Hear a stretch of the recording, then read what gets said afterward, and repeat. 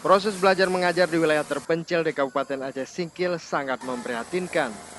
Di SD Negeri Desa Kayu Menang, Kecamatan Kuala Baru, Kabupaten Aceh Singkil, para guru mengeluhkan tidak adanya buku pelajaran yang menjadi pedoman belajar bagi siswa.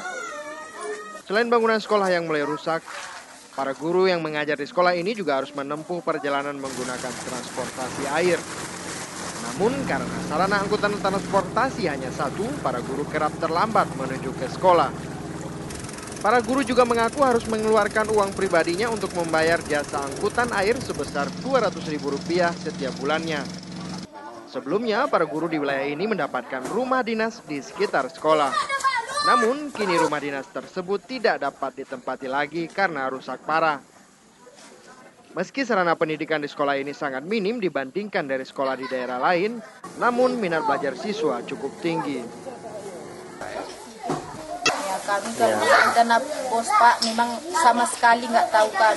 Kemudian media, ini yang susah kami Pak, jangankan media, buku pun nggak ada.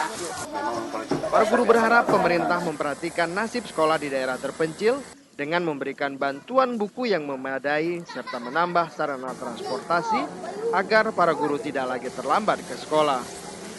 Dari Kabupaten Aceh Singkil, Muhammad Studi melaporkan untuk Aceh Video.